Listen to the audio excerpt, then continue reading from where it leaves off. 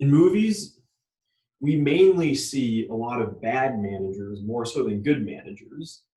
However, in real life, it's kind of the opposite because in real life, we all encounter good figures of authority and bad figures of authority. And I'm sure all of us are going to encounter both when we're out of college, we're working and we're paying bills so that we can survive. But in this context, in Star Wars Episode 4, Darth Vader is seen as a bad leader.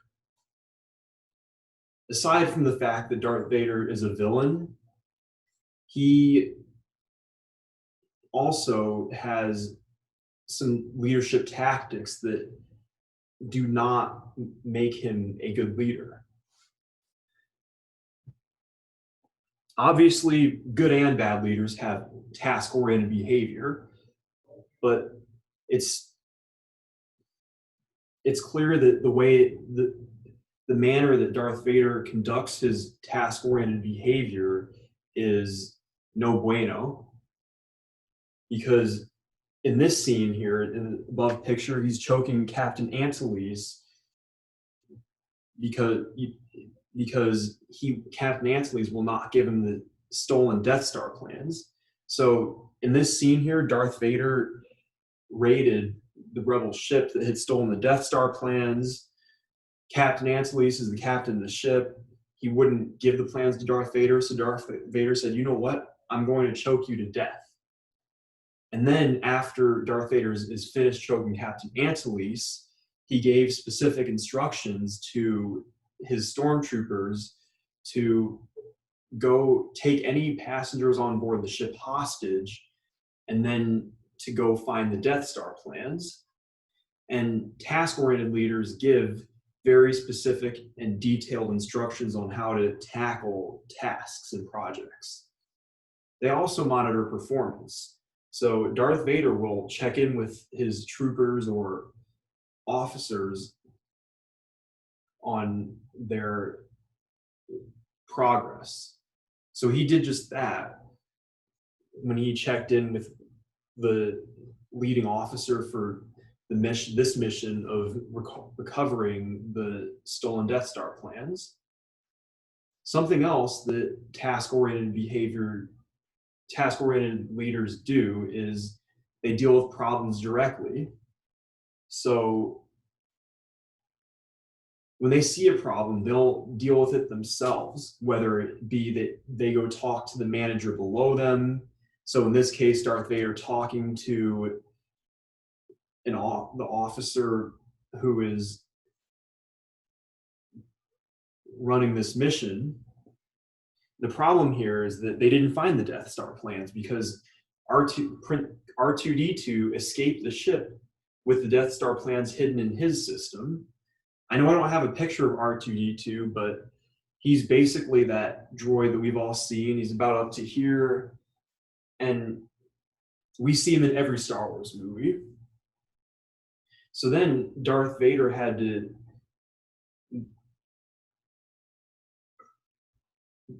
go deal with that officer who was in charge of this mission. Now, good leaders also have contingent punishment behavior within the transactional behavior, but so do bad leaders, such as Darth Vader. And as you can see in this picture here, Darth Vader is force choking an officer. This guy is Admiral Motti. And Darth Vader is force choking Admiral Motti because Admiral Motti was getting sassy with him. And so Darth Vader said, "You know what? Like, if you try to mess with me, like, I'm gonna bite you." Now, hopefully, in real life, your manager does not choke you for back talking to them. At the same time, we should try not to talk back to our managers. And to get an idea for the different elements of Darth Vader's leadership behavior, we want to look at here at the path goal model. So we can see from the previous slides, and if you've seen this movie, we can see that Darth Vader is very directive and achievement oriented. He wants to build the Death Star and have it destroy a lot of planets in the galaxy in Star Wars. He also directs a lot of the missions and objectives. Now, two things that Darth Vader lacks are supportiveness and participativeness, which are two key elements of the leader behavior element of the path goal model. So in case that was confusing, imagine like leader behaviors, this big bubble here. Those four elements listed underneath of it, directive, achievement-oriented, supportive, and participative, they're all sub-elements within the bubble. And good leader, good characteristics of good leaders are being supportive of their employees and having them participate in problem solving. Now, looking at the leader outcomes element of the path goal model, the sub-elements, follower performance and follower motivation, are presented in this movie.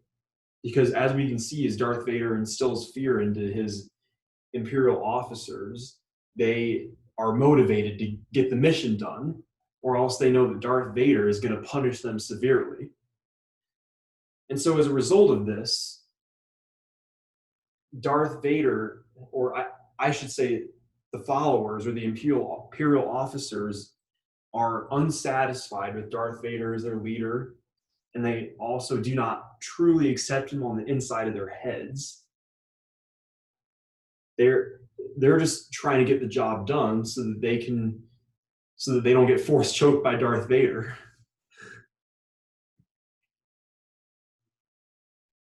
Now, one of the things that we talked about in class is what it means to be an effective leader. But as you can see in parentheses, I have the word "in," so this kind of has a double meaning to it. Darth Vader is effective in terms of having a super weapon built, the Death Star, but he's also ineffective in the way that he leads his officers and his army. So I'm sure that those two images displayed to you there kind of illustrate two Imperial officers arguing with one another. And so we can see that as a result of Darth Vader's ineffective leadership abilities in the participative and supportive aspect, we can see that the followers are not working well together and that there's bickering among them. So that's Admiral Mahdi on the bottom, that's Captain Tag on the top.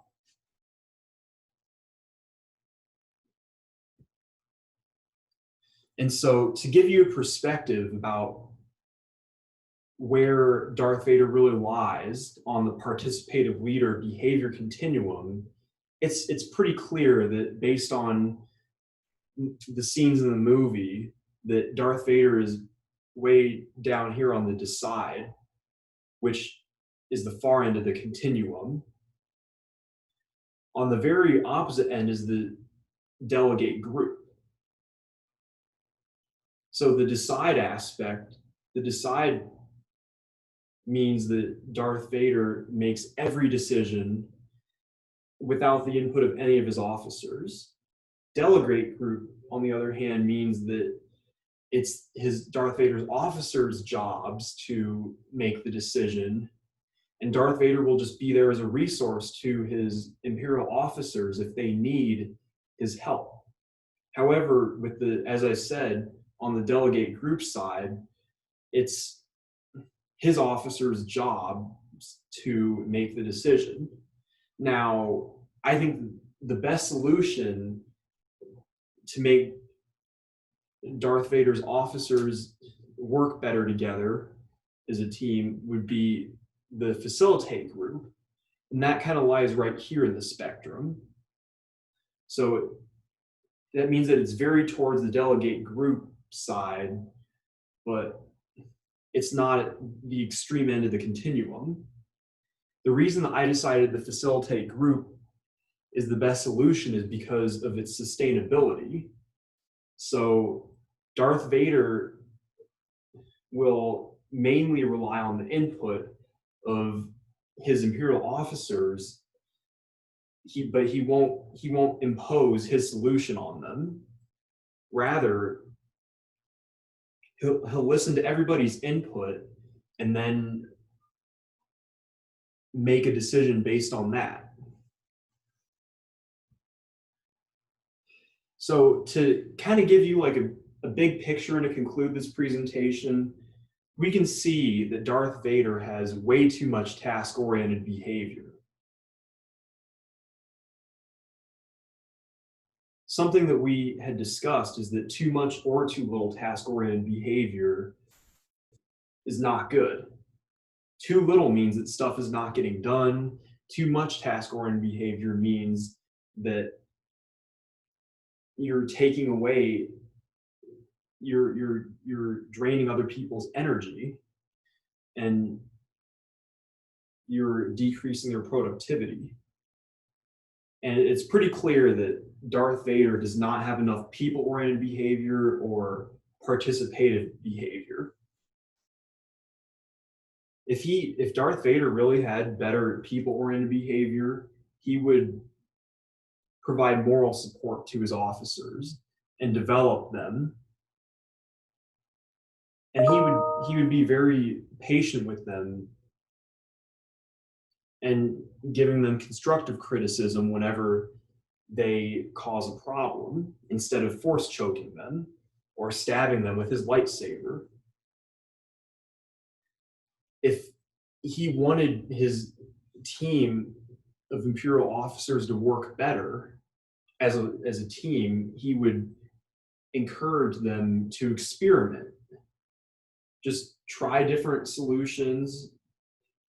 He would encourage all of them to collaborate as a group and provide their input, and then tell him their input too, and then have him make the decision. So I know that was a lot of information, but the biggest things that make Darth Vader a bad leader is his too much task-oriented behavior and his harsh contingent punishment behavior in his transactional behavior. And so hopefully we learn from Star Wars Episode 4, hopefully we all learn to be how not to be a bad leader.